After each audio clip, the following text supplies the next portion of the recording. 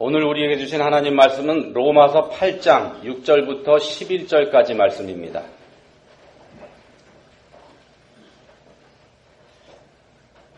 한 목소리로 읽겠습니다. 육신의 생각은 사망이요 영의 생각은 생명과 평안이니라. 육신의 생각은 하나님과 원수가 되나니 이는 하나님의 법에 굴복하지 아니할 뿐 아니라 할 수도 없음이라. 육신에 있는 자들은 하나님을 기쁘시게 할 수 없느니라.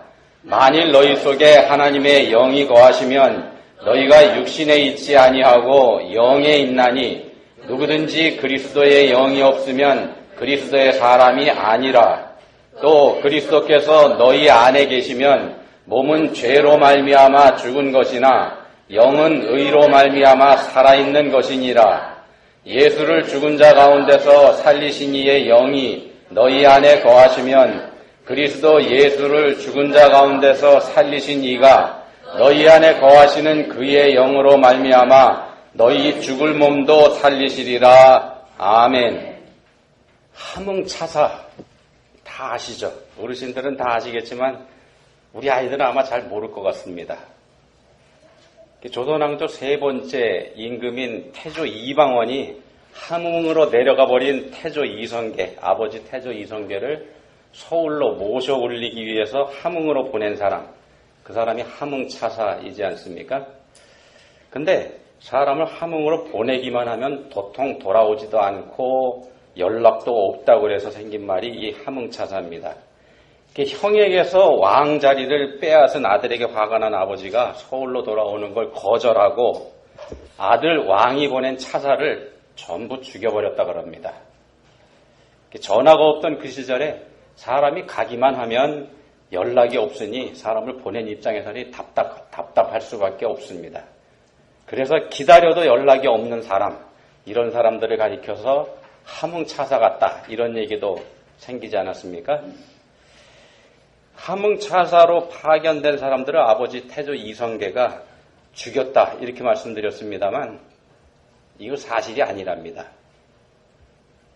사실이 아니랍니다. 믿을 만한 자료에 의하면 오히려 아들이 사람을 보내지 않는 것에 대해서 아버지 이성계가 서운해했다, 그런 기록이 있습니다. 어찌되었든지 간에요, 이성계가 함흥을 떠나서 서울, 한양으로 돌아오게 된 거, 이거 무학대사 때문이었다, 이럽니다. 태조 이방원이 아버지를 모셔오기 위해서 아버지하고 오랫동안 친분이 있었던 무학대사를 함흥차사로 보내게 됩니다. 이게 태종실록에 나오는 얘기이기 때문에 신빙성 있는 정사에 나오는 말씀입니다. 믿으셔도 됩니다. 무학이 함흥에 가니까 태조 이성계가 이렇게 얘기하더랍니다. 그대도 나를 달래러 왔는가? 그랬더니 무학대사가 웃으면서 이렇게 대답을 합니다. 전하께서 절을 한 지 수십 년인데 제 마음을 모르십니까? 저는 전하를 위로하기 위해서 왔을 뿐입니다. 이렇게 대답하더랍니다. 그리고선 그곳에 머물러 있는 동안에 태조하고 대화를 나눌 때마다 아들 태종 이방원의 단점만 말하더랍니다. 왕의 아들, 왕의 흉만 본 겁니다. 아버지 태조 이성계의 마음에 드는 얘기만 골라서 했다는 얘기입니다. 이렇게 몇 달이 지난 후에 무학대사가 태조에게 정중하게 요청하니까 그때서 태조가 서울로 돌아가겠다, 이렇게 대답을 했다고 합니다.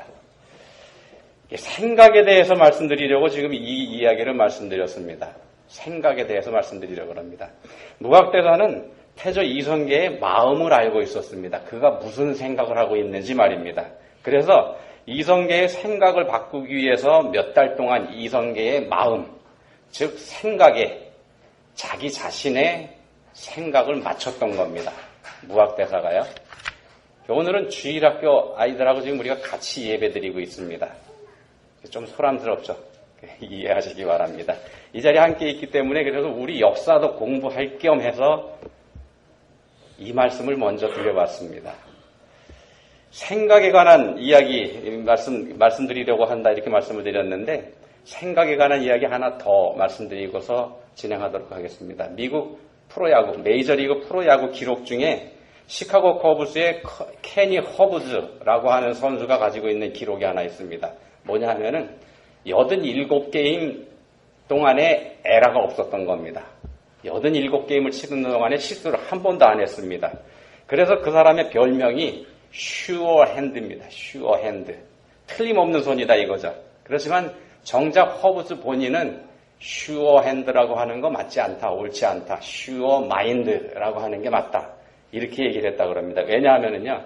에라, 이 실수라고 하는 거는 손에서 나오는 게 아니고 마음, 즉 생각에서부터 나오는 거기 때문에 그렇다.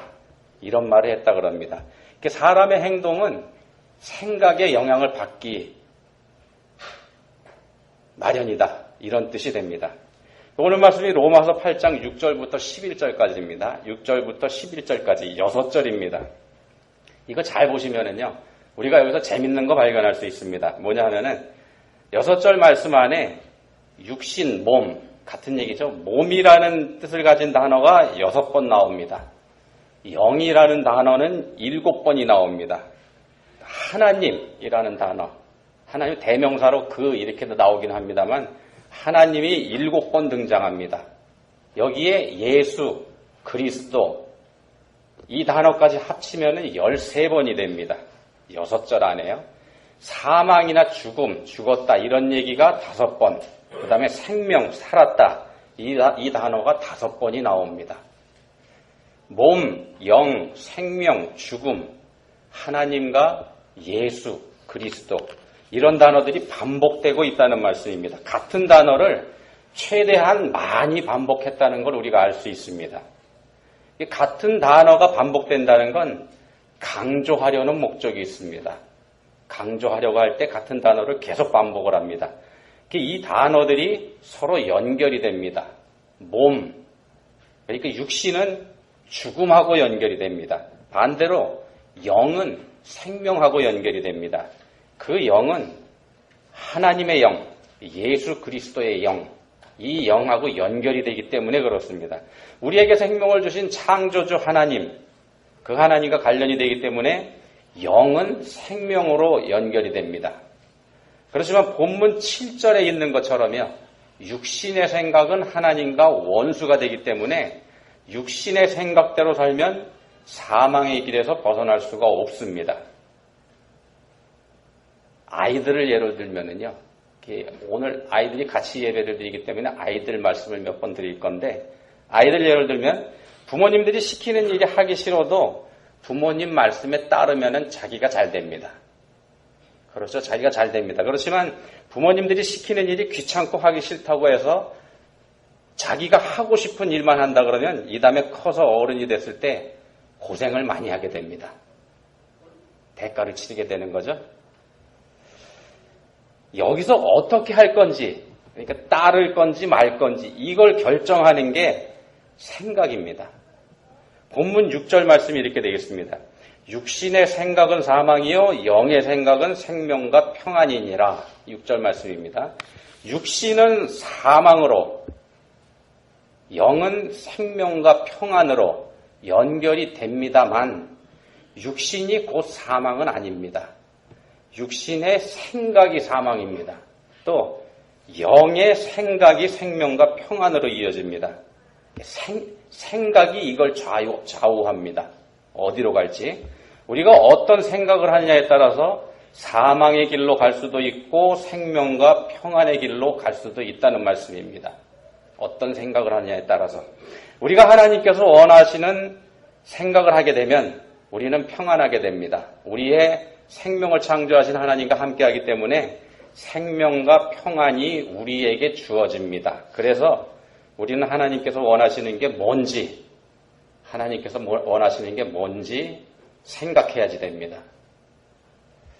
하나님께서 원하시는 건 우리의 생각이 하나님의 마음, 즉 하나님의 생각을 알고 그 생각을 따르는 겁니다.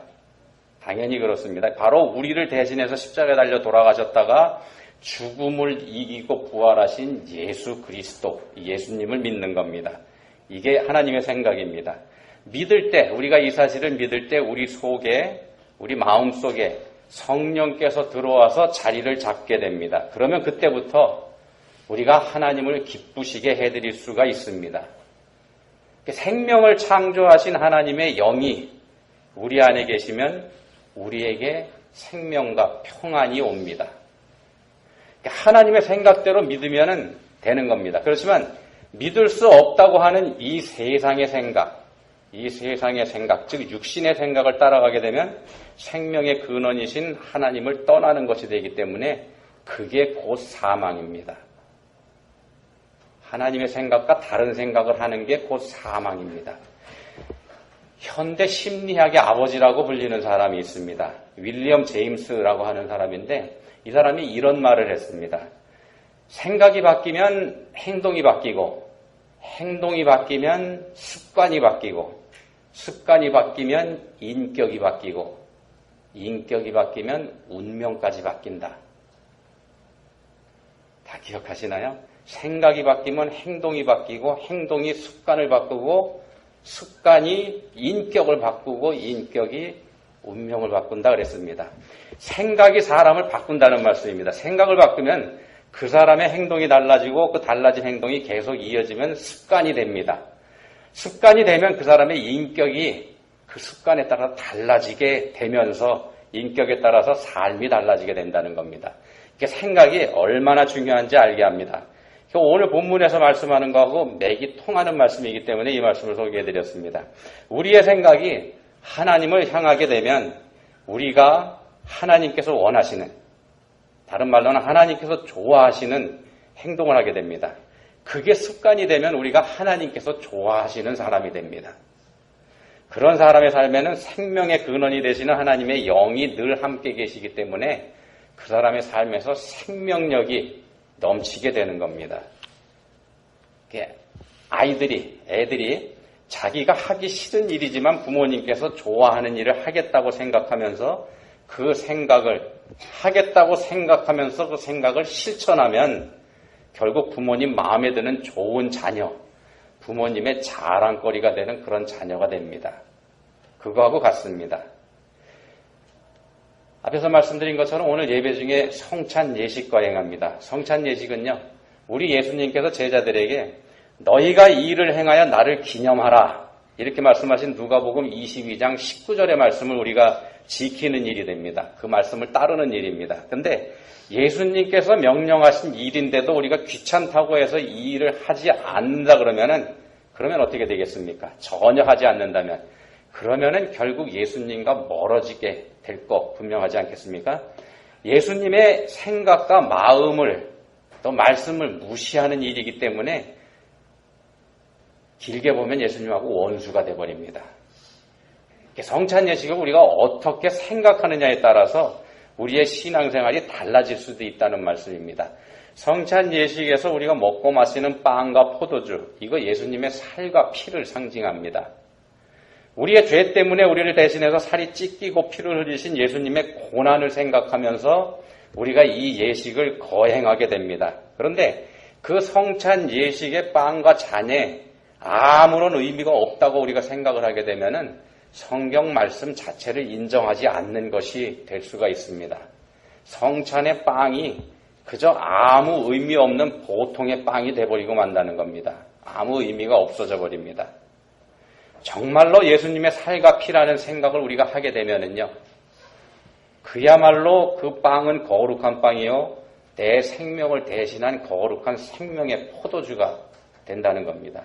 우리 각자가 어떻게 생각하느냐에 따라서 그 가치가 전혀 달라져 버립니다. 하나님께서 생각하시는 그대로 우리의 마음과 생각을 맞추어 간다면 우리는 거룩하신 하나님의 거룩한 백성으로 살게 되지만 거룩하신 하나님께서 생각하고 원하시는 바를 우리가 무시해버리면, 우리 생각 속에서 무시해버리면 우리가 결코 거룩해질 수가 없습니다. 거룩한 분은 하나님 뿐이시기 때문에 그렇습니다. 우리의 생각에 따라서 우리가 거룩한 사람이 되든지 아니면 생명의 근원이신 하나님을 거부하는 사망의 자식이 되든지 이게 결정된다는 말씀입니다. 우리의 생각에 따라서 결정이 됩니다. 월간 잡지 중에 머니, 돈이죠. 머니라고 하는 월간 잡지가 있다고 합니다. 이 잡지사에서 한번 미국 사람들을 대상으로 해서 조사를 한 게 있습니다.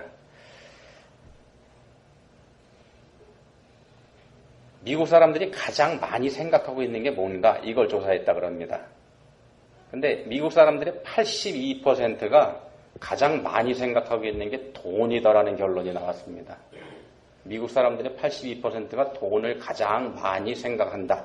이렇게 결과가 나왔습니다.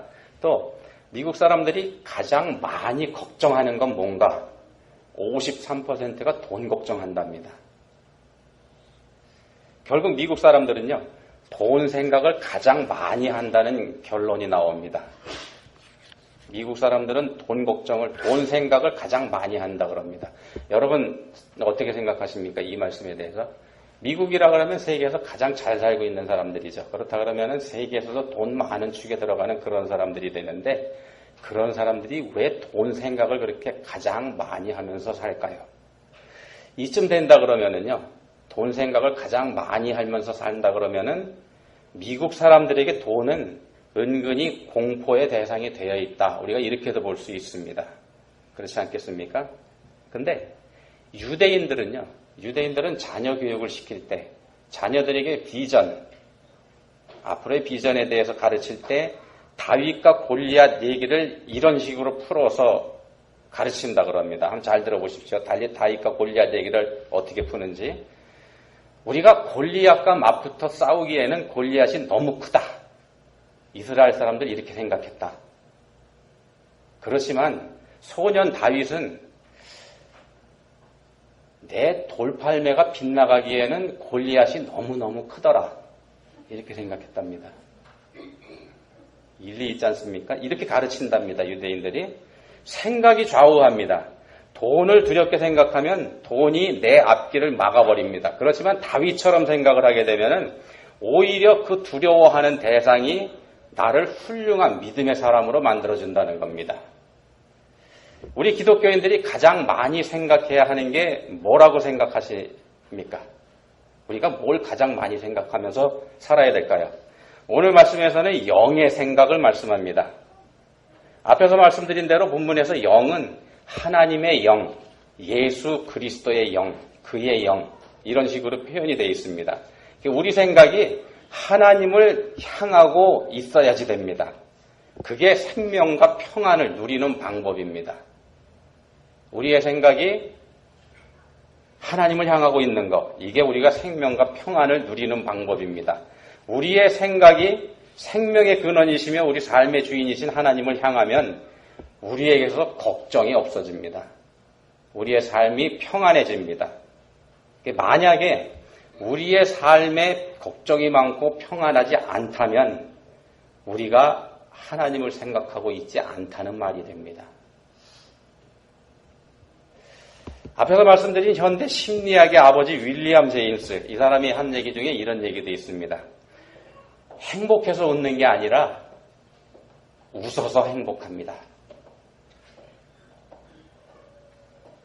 나를 행복하게 해주면 믿겠다. 이게 아니고요. 내가 믿으니까 행복해지더라. 이렇게 돼야 된다는 말씀입니다. 이렇게 생각하시기 바랍니다. 생각을 바꾸면 성령의 인도하심을 받는 그리스도의 사람이 됩니다. 우리 생각을 바꾸면은요, 성령께서 인도하시는 그리스도의 사람이 됩니다. 그리스도의 사람이 되면 우리는 영원히 죽지 않게 됩니다. 생각을 바꿔보시기 바랍니다. 기도하시겠습니다. 하나님 아버지 감사합니다. 저희들이 어떤 생각을 하면서 살고 있는지 생각해 보게 해주셨습니다. 늘 하나님을 생각하며 살 때 저희의 삶이 완전히 달라질 수 있다는 사실도 알게 해주셨습니다. 이제는 간절히 원하오니 저희에게 믿음 주셔서 언제나 하나님을 생각하면서 살게 해주시기 원합니다. 그리하여서 저희들의 삶에 소망이 넘치게 해주시기 원합니다. 저희를 도와주십시오. 예수님 이름으로 기도합니다. 아멘.